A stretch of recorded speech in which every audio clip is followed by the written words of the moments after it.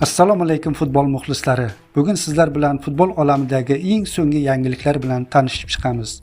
Agar kanalimizga obuna bo'lmagan bo'lsangiz, obuna bo'ling va ushbu videoga kanalimiz rivoji uchun like bosishni unutmang. Manchester City faoliyatini yoritib kelayotgan nufuzli manba City Extrago sayti ekspertlari jamoaning o'zbekistonlik legioneri Abduqodir Husanovning Angliya Ligasi Kubogi yarim finalda Newcastle'ga qarshi o'tkazilgan birinchi uchrashuvdagi ko'rsatkichlariga e'tibor qaratdi.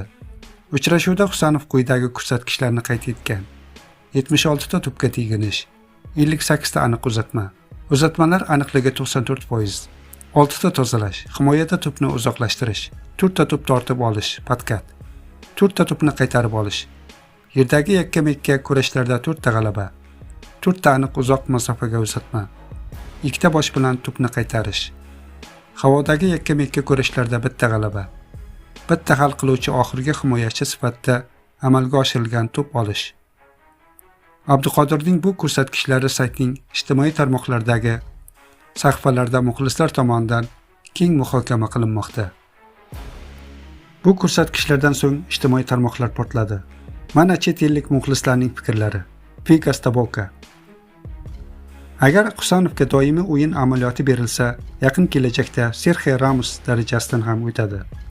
Martin David Berni: Husanovning salohiyati yuqori. Hozirning o'zida u Rubin Diashdan ancha kuchli ko'rinmoqda. Buxoti Podolski: Husanov dunyoning birinchi raqamli himoyachisiga aylanishi mumkin. Buma Boltvin: O'zbekistonlik o'yinchi haqiqiy monster.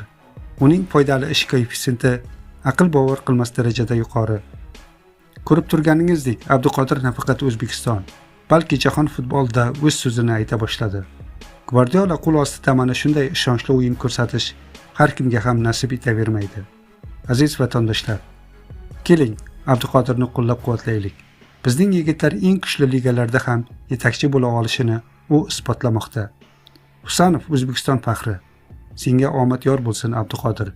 Biz sen bilan faxrlanamiz.